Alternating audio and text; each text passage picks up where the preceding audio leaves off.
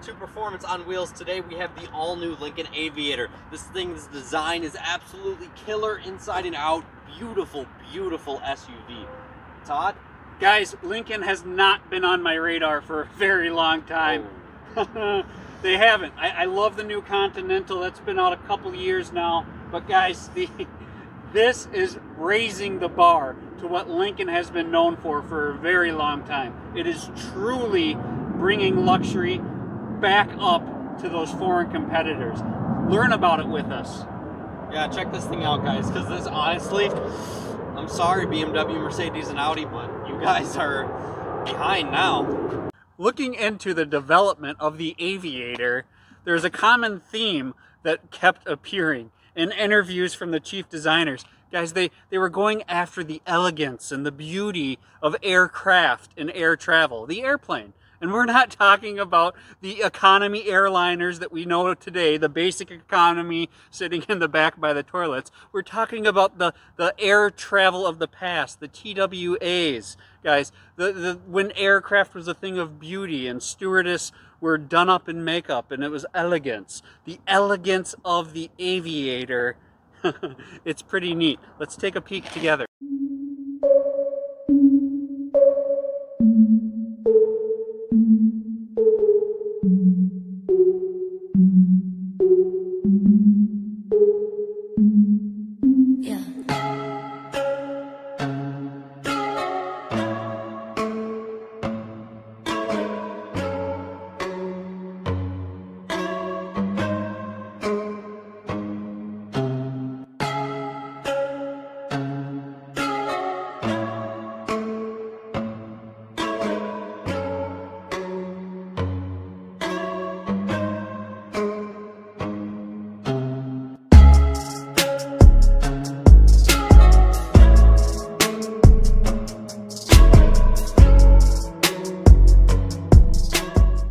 Pursuit of beauty, design, and elegance, and crafting the Aviator to look like an aircraft, some of the key points that they did to make it do so is, as you can look down the side here, the way it protrudes and comes back, it is much like an airplane wing, as well as the way that it just sits in general. See the way that it just sits nicely and squats back, very luxurious looking, which is not for aggressiveness and stance, but just for elegance in general. Looking at the 2020 Lincoln Aviator, let's understand where it came from, guys. This isn't like that first generation Aviator that was very forgettable. That was an Aviator that looked like a Ford Explorer with some Lincoln badging on it, both on the inside and outside. Now, to me, you really have to know by looking up and doing research that this is based off of the Explorer. Once you know that, you start to see similarities. But from the grille to the headlights to the chrome accents, this is a very unique design. For 2020, that Explorer did get a complete redesign. It's on a new unibody platform. Guys, they also moved that focus on the drivetrain to a rear drive focused drivetrain. That really adds a lot to the driving experience. It makes it more fun, it's more refined. It brings a whole new feel when you have a rear drive biased vehicle versus a front drive biased vehicle. I'd like to share with you guys just some of the few things I find most elegant about the Aviator and the things that truly do remind me of an aircraft as it is designed after. First of all, take a look at these ribbons along the hood. That is straight from an aircraft. Look at a picture of an aircraft and you will see that ribbon carry along the entire jet. As we look, if you look at the front of the vehicle, the way that it slopes back with the nice front curve of an aircraft. And if we come down the side of the vehicle here, guys, you can see just the way that they even printed the name Aviator in this black and mixed with chrome strip, just the elegant smoothness, as well as the chrome strip on the bottom. Like I mentioned earlier, the way it tilts, even these wheels, guys, just wow. This is one of the best looking SUVs I truly have ever seen. As we move around to the back where the elegance continues, we will see that this entire strip here illuminates, where on many cars today that is not the case and it's just a design feature. Actually, all of these lights illuminate and it looks very nice. As you can see here, it does look nice. Right under that strip we have another chrome piece, as long as another one below and a quad exhaust which all fit this car absolutely wonderfully. The Lincoln Aviator is really stepping up its game to play with the big boys. The direct competition Lincoln is focused on is the Audi Q7, along with the Volvo XC90. Think of cars in that class. Mercedes has them. Guys, they are playing with the big guys. In my opinion, they really nailed it on the outside. I'm usually not a huge fan of chrome, but the way they have thought out and placed the chrome and integrated it into the design of the Aviator, it's really worth a standing ovation. They did a great job, guys. It does not stop on the exterior, however. Let's take a peek on the inside, starting with the sitting position that the Aviator has. We will continue on and show you in more detail some of the beauty of the interior of the Aviator. I just want to start quickly by telling you about the sitting position. I'm 6 feet tall, I'm 220 pounds. The front seats are amazing. Take a peek at the door, guys. They have very similar controls to what you would find in a Mercedes, from your leg extenders to your seat adjust, your back, and your head. You can get yourself comfortable in the front seat in so many different ways. The steering wheel is so well thought out. It's got a good grip in your hand. It looks like great material. I love the fact that it's not the same plastic that's found in Fords. This is where you can start to feel that this Lincoln has really stepped up its game. So again, real quick, we're gonna hit all 3 rows, 6 feet tall, 220. Let's see what the back seat has to offer. Getting in, guys, is absolutely effortless. It's so beautiful in here. It really is. Guys, there's also additional adjustability in these rear seats. Just a normal bar on the bottom, right? So I have it back all the way. I have plenty of room with where I am comfortable on the front. But guys, if I needed to be more forward for third row leg room, that is easily done. To get into the third row, there's a similar feature that you find in Honda's One Touch system. There's just a simple button on the shoulder part of the seat, which brings the seat forward for you. Climbing in is very standard to a third row. Guys, the third row sitting position is rather low. It's not a place where you're gonna wanna spend a whole ton of time as an adult, but guys, it's not bad. I have plenty of leg room. It's just that whole feel where your legs and knees are up high and your waist or butt is down low. Right off the bat, guys, as soon as you get in to these new Lincolns, they actually no longer have a normal handle. It is all electronic, like most supercars actually would be. As you can see here, there's a button, and that is your release for the door, because it is not actually a true handle. Which also means once your car dies, you can't just simply open it. You have to go to a different lever. So down here, it's very hard to see, but there's a small lever you can pull, which will just simply open your door like so. Now let's get into the infotainment and dashboard and things like that. So here's your key fob right here.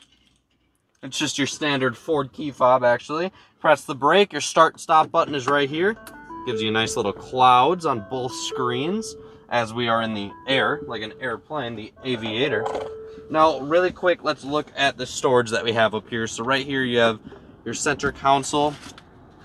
Plenty of room. There's nothing out of the ordinary there. Right here we have 2 cup holders as well as just some extra little small storage. And in here we have some extra storage as well as a USB Type-C and a USB port. We have our parking brake, our drive modes right here. As you can see right here, we have Excite, responsive and engaging. We have conservative for efficient driving. Some beautiful little things that it'll show you for those. And then we also have normal for effortless and balanced driving. So it gives you some really cool modes there. As you can see, we also have slippery mode for slick or loose conditions, deep conditions for deep snow, mud, or sand. And it's actually really laid out so well in here. This whole setup here. I mean, look at this, guys. So this is your RPM and your miles per hour. I literally have it set up on calm screen right now. So what calm screen does is it gets out of everything in the middle. So in case you're just so overwhelmed that you just need to be calmed. Another thing I really like is just the whole steering wheel layout is absolutely brilliant. For example, right now, what I can do is currently lit up. Say I want to go into these settings right down here. As you see, all these buttons stopped lighting up and only these ones lit up on the ones I can use. So I can go into my display setup and press OK, and I can go into all of these. There's Eco Coach, infotainment screen, I mean everything. There's so many settings and cool features in here that are all laid out extremely well. They did an awesome job with these. Another thing they were really pushing with this car is the piano style drive select. So for example, just put your foot on the brake. We are now in drive. Neutral, reverse, and there is an example of those cameras, guys. 360-degree camera that is killer. Look at the, can you guys see just how high quality that is on there? We have some of our camera equipment right out back here, and you can see that it doesn't even block that out, and that is right behind the car. So that shows you that that is right on for 360-degree camera size. And you can also see you'll get the rotating wheel with your reverse camera. So that's definitely nice to have. Now, going through the whole infotainment settings and system on the center console part, it's done very well as well. Tons of cool settings. Of course, we have our ambient lighting, just like you would in a Mercedes or a BMW. Choose how bright you would like it. Choose your colors here. It is done well as well. Personally, I can't even see the ambient lighting, if you want me to be honest. I have no way of seeing it. I don't know if it's that good, so I can't really give you guys an opinion on that. We'll try to get into some darker settings and show you that later. So I'm just letting you know it does have that feature, as well as massaging seats. So right here, we can view just for our front seats here, we have massaging seats. I'm currently getting quite a nice massage. It feels really good. This is actually just, that's actually just moving the seat around, and then this is done so well. I'm just saying, guys, this is the best infotainment system that I've used to date. In this video of the Aviator, guys, this is just a brief description. There is so much cool tech that we could talk about. There's so many cool options and features that we can go over. We're just going over our first impressions of this, because there is so much to this new second generation Aviator. This video would go on forever if we tried to cover everything. There are so many luxury vehicles that are focused on the driver and passenger cabin being more upscale, and then as you move backwards throughout the car, that kind of diminishes. In the Aviator, guys, it's very, very nice. It's very, very nice in the back. Check out the center console that I have. I have my own adjustable armrest, just like my passenger airliner, right? I have storage in between the two rear seats. Guys, I have a USB-C in there. There's another USB-C and USB down there, as well as a power outlet. The controls on the center armrest are actually for the panoramic moonroof. One of them is for backwards, the other is for forwards. Now, although I cannot open the sunroof from back here, I can simply open and close the shade. The elegance continues onto the rear passenger infotainment screen, guys. This is so well done. The definition that's in the screen is great. In here you can control the seats. Your back two seats, the captain's chairs, have both heated and cooled seats. The third row does not. You can control your climate control, which will show you the vents here in a moment. You can also control the audio system. And boy, does this thing have a great audio system. And even when you get stressed out and it's all overwhelming, what we can do, guys, is we can give you the calm screen that you can just relax on the time and float through the skies in the Aviator. Your climate control vents are down by that infotainment screen. You can see that you have the Bluetooth speakers for audio on phone calls on all four doored passenger seats. We also have some great lighting. The stereo looks great. We have the sunshade up right now. In the back seat, your HVAC vents are more or less right next to you, kind of shoulder or arm height in the vehicle. Even with your third row up, there's plenty of storage in the rear of the Lincoln Aviator. Now, the third row is fully automatic up and down. Let me demonstrate that for you right here. Automatic headrest, nicely fold down, and look at how much room that simply gives you just like that. And very easily we can press this exact same button. They come up like so. Only thing that is not automatic is the headrest. So room should not be a complaint or a worry for you guys if you're in the market for a Lincoln Aviator. There's plenty of it. Driving the Aviator it really is. It's a thing of beauty. The heads-up display is crystal clear, guys. It's showing me the time, the temperature, the miles per hour that I'm doing, the lane keep assist, what the speed limit is. And it's beyond crystal clear. The standard engine that's available in all Aviators is a 3-liter, obviously that twin turbo V6 that produces 400 horsepower and 415 pound-feet of torque. Now guys, those sound like numbers that would make you think this is just an absolute performance beast, but you have to remember this is a large vehicle. What those numbers do give the feel for is elegance, that there's no lack of power, there's no lack of comfort in this car, there's no lack of anything in this car, to be honest. And it's so true in even the shifts from that 10-speed automatic transmission, they're just effortless. Now this option is, this is not the Grand Touring Aviator, but in the Grand Touring Aviator, you get that plug-in hybrid as an option that can perform 18 miles of full electricity. Because of the electric motors that come in that Aviator, you get nearly 500 horsepower. They have it rated at like 494 horsepower and over 600 pound-feet of torque.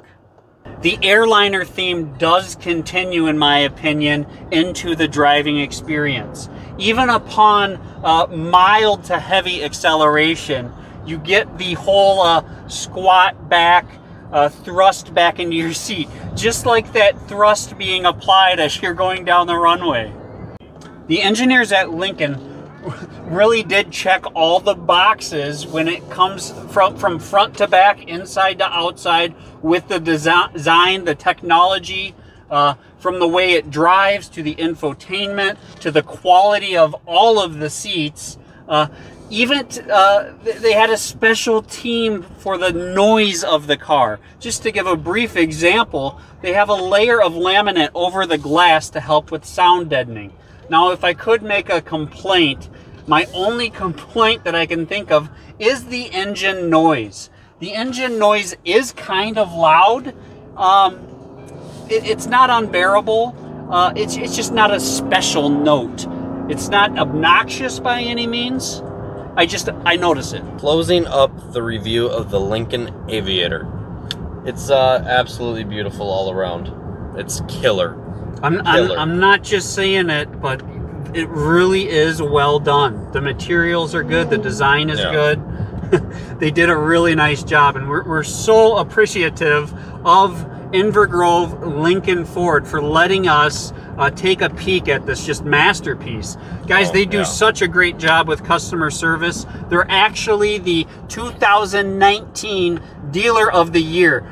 That means they're involved in the community. That means their customer service is through the roof.